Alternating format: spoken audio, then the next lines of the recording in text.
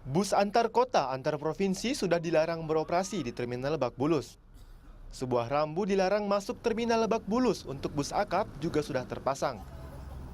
Beberapa perusahaan bus mulai menghentikan operasinya di terminal ini antara lain Prima Jasa, Pahala Kencana, Agramas, dan Tarwinda. Sebelumnya, bus-bus ini melayani perjalanan ke daerah Jawa Barat hingga Jawa Timur. Pemprov DKI awalnya akan menutup terminal bus akap Lebak Bulus ini pada 6 Januari lalu. Namun akibat protes, keputusan ini ditunda.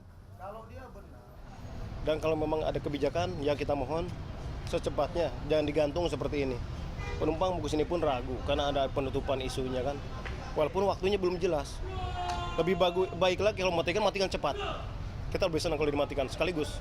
Kalau memang tegas-tegas, tapi kalau memang masih ada hati nuraninya, ada kebijakan. Tadi itu.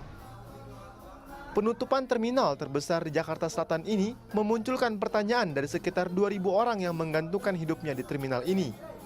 Supir, kenek, petugas perusahaan otobus, pedagang osongan, sampai pedagang kaki lima menunggu kejelasan nasib mereka. Kalau ditutup udah ada tempat gantinya. Kalau belum ada tempat gantinya jangan ditutup dulu, enakan di sini. Kalau di sini aman, nyaman, nggak ada kerusuhan apa-apa. Pemerintah Provinsi DKI Jakarta akan memindahkan bus akap dari Terminal Lebak Bulus ke Terminal Kampung Rambutan, Kalideres, dan Pulau Gadung. Namun pemindahan dianggap kurang efektif oleh pengurus Terminal Lebak Bulus karena akan mengganggu sistem yang sudah ada. Seperti model Ramangun, jadi datang ngambil, ngedrop, langsung balik lagi, udah selesai. Intinya gitu aja. Yang penting Terminal Lebak Bulus tetap eksis di dalam bentuk lapangan, walaupun mobil itu pulang di pul-pul, istilahnya ngambil penumpang, jamnya siapa, jam 10, jam siapa, jam 11, jam siapa. Nasib terminal yang sudah beroperasi sejak 1991 ini kini bergantung kepada keputusan tegas dari pemerintah Provinsi DKI Jakarta. Penundaan tutupnya Terminal Lebak Bulus justru membuat kebingungan bagi pengurus terminal. Sebagian besar kegiatan dari petugas Dinas Perhubungan sudah mulai dihentikan, meskipun belum ada tanggal yang pasti dari pemerintah Provinsi DKI Jakarta. Adinda Safrini, Teafani Febrian melaporkan untuk NET. Dan untuk membahas isu ini lebih lanjut, sudah hadir di studio kami ada Pak Udara Pristono, Kadishub dari DKI Jakarta, dan juga Bapak Syafruhan Sinungan, Ketua DPD Organda DKI Jakarta. Selamat pagi, Bapak-Bapak. Apa kabarnya hari ini? Baik. Oke, kita mungkin ingin tahu dulu sebenarnya situasi saat ini di Terminal Lebak Bulus ini seperti apa? Mungkin dari Pak Pris. Ya, jadi yang pertama sejak kami ingin menutup tanggal 6, itu situasinya tidak kondusif. Oleh sebab itu ditunda dulu. Nah, sekali ini kita melakukan pendekatan-pendekatan, yaitu pendekatannya ada 3. Yang pertama untuk perusahaan otobusnya sendiri, mereka sudah tahu persis bahwa trayeknya itu sudah dirubah, tidak ke Lebak Bulus dan sudah ada kartu pengawasan namanya. Itu sudah kita sosialisasikan dan mereka pada waktu menentukan pilihannya juga diundang oleh Direktorat Jenderal Perhubungan Darat memilih kemana nih. Ada yang ke Lebak, kalau yang jurusan Sumatera ke Kalideres, jurusan Jawa Barat ke Kampung Rambutan, jurusan Jawa Tengah ke Pulau Gadung. Mereka memilih sendiri, ada juga yang ke Pondok Cabe. Nah, sehingga itu PO-nya sudah mengerti. Dan untuk pedagang yang ada di kios-kios ada di sana, itu pun sudah kita sosialisasikan. Mereka boleh pindah, misalnya ke Pasar Mede, Cipete, atau ke Pasar Muria Dalam oleh Dinas UMKM. Nah, sedangkan satu ini nih yang belum mau nurut nih, yaitu penjual-penjual tiketnya. Nah, penjual tiketnya itu memang harusnya mereka itu satu grup dong dengan PO-nya. Nah, tetapi kenyataannya tidak seperti itu. PO-nya sudah artinya sudah nurut. Nah, ini yang penjual tiketnya belum terkendali nih. Nah, oleh sebab itu kami mohon PO-nya juga ikut membantu supaya nanti kalau mereka pindah itu ikut pindah. Apa yang mereka minta sih, Pak? Ya mereka tetap ingin ada di sana, begitu. Intinya seperti itu saja. Lebak Bulus tetap berfungsi. Sedangkan Lebak Bulus ini kan memang sudah direncanakan untuk menjadi depo MRT. Betul. Tidak mungkin lagi ada akap di sana karena space-nya, ruangnya itu sudah tidak memungkinkan. Depo itu membutuhkan tempat yang besar, stasiun MRT. Juga nanti di sana ada park and ride, parkir untuk ride-nya dengan MRT. Jadi tidak mungkin. Nah, kita sudah pindahkan. Dan konektivitas dari Lebak Bulus ke 3 terminal itu pun sudah baik.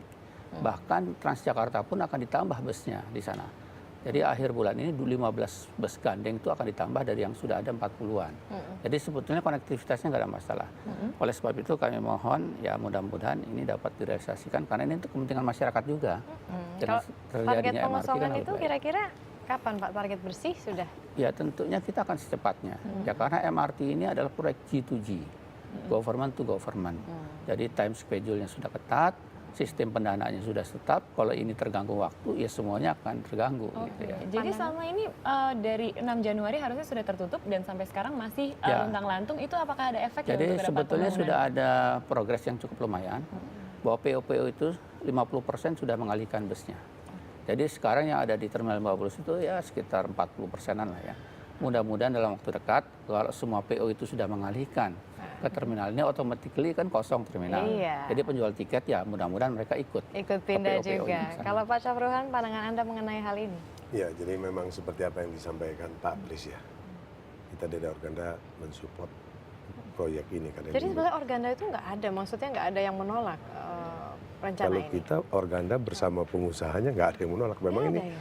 karena ini menyangkut perbaikan publik transportasi massal ya. Jadi prinsipnya kita mendukung itu. Hanya memang terjadinya rencana penutupan ini berdampak sosial terhadap tenaga-tenaga kerja yang informal.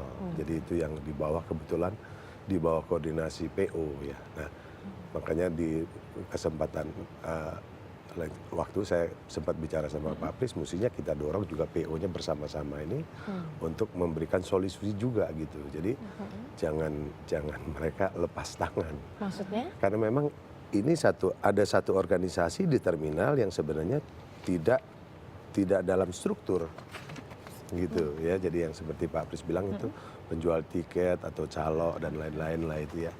Dan memang rata-rata itu hampir 300 orang di sana. Nah kalau 300 itu dia punya keluarga, punya anak istri ya, kita hitunglah rata-rata 4 orang kan 1.200-an. Sebetulnya idealnya seperti apa sih menurut Bapak?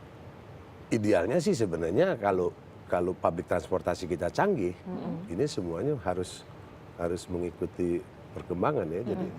Jadi tiket itu seperti model Garuda. Jadi seperti apa tuh? Ya kalau Modelnya? Garuda kan kita bisa online ya. Oh. Jadi saya kan bisa print tiket saya sendiri. Oke. Nah jadi nanti penumpang hadir di terminal itu dia udah bawa aja, nggak perlu. Dia udah tahu mobilnya yang mana. Jadi ini juga tidak akan ada calo-calo lagi ya Pak? Iya. Kalau Jadi memang ini problem tersendiri ya. Jadi problem sosial ya. Jadi karena memang kita mesti akui puluhan tahun carut marut ini tata kelola publik transportasi yang ada bukan hanya di Jakarta, di seluruh Indonesia itu sih. Sama juga kayak kita bicara bagaimana kita mesti memberantas supir tembak. Tahun lalu kita ribut masalah supir tembak.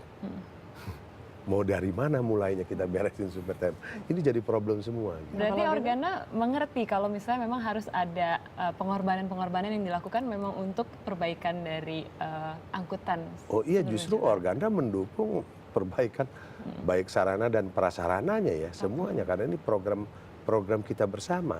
Oke, dan yang diperjuangkan saat ini berarti yang menyangkut hajat hidup orang banyak. Iya, Apa ini yang kan masalah diperjuangkan? dampak sosial aja. Ini yang kita lagi coba bersama-sama dengan pemerintah DKI, Pak Pris, kita carikan solusi yang terbaik buat mereka lah gitu. Berarti Dan menurut kita berharap juga ini peranan proaktifnya PO-PO nih. Gitu. solusi terbaik menurut Pak Pris tadi menarik diangkat sama Iya. Pak Jadi, Syafruhan Memang untuk para calo. dalam suatu kebijaksanaan kita kan menghindari adanya kegiatan yang bersifat anarkis gitu ya. Kalau kemarin tanggal 6 itu kita teruskan, mungkin kejadian itu akan terjadi. Oleh sebab itu kita soft di sini dengan cara ya memohon kepada PO-nya itu memindahkan trayeknya. Kalau PO itu memindahkan trayeknya dan menurut 100% mereka ke terminal yang sudah ditentukan oleh Dirjen Perhubungan Darat, ya sedikit-sedikit pasti yang calo-calo itu akan mengikuti ya. Akhirnya mereka juga akan ditampung oleh PO itu. Nah itu yang kita harapkan. Jadi sekarang pun sudah 50% sebetulnya ya. Nah, tinggal kita lihat 50% lagi dalam waktu dekat. Kalau nanti bisnya sudah nggak ada di situ, automatically ya mereka ikut pindah. Sebetulnya kan seperti itu. Ada target Pak untuk kapannya? Ya paling tidak saya menargetkan ya paling lama ya 1 minggu lagi lah. Seperti itu. 1 minggu lagi. Ya, karena sudah terlalu lama MRT ini menunggu. Ya. Kalau MRT ini menunggu, artinya tadi time schedule-nya terganggu. Ini kan government to government, pemerintah ke pemerintah Jepang dan Indonesia. Pendanaannya juga terganggu, ya nanti kan mempengaruhi hutang-hutang kita juga ya. Betul. Dan ini juga makin cepat, makin baik. Bahwa terminal itu kan identik dengan dunia tidak bersih, banyak preman. Tapi kalau nanti dirubah, disulap, seperti yang sekarang ada di Terminal Manggarai kan sudah berubah. Mbak Marisa sudah lihat sendiri. Nah, kalau seperti itu kan automatically disiplin itu akan mengikuti sistem sebetulnya. Kalau infrastrukturnya dirubah, tapi kalau hanya dihimbau memang sulit. Infrastrukturnya pun harus dibangun juga. Bicara mengenai terminal, Pak, boleh diceritakan sedikit mengenai rencana Pemprov DKI Jakarta terkait dengan pembangunan terminal di Jakarta? Ya, terminal itu ada 21 ya. Yang 6 itu ada kerjasama dengan swasta. Nah, yang 15 ini akan dibangun. Jadi Pak Gubernur, Pak Jokowi ini dan Pak Wagub ini sudah menganggarkan untuk perbaikan terminal itu hampir sekitar 1,7 triliun. Ini terminal yang ada di DKI dibongkar seluruhnya. Dan sistemnya pun dirubah.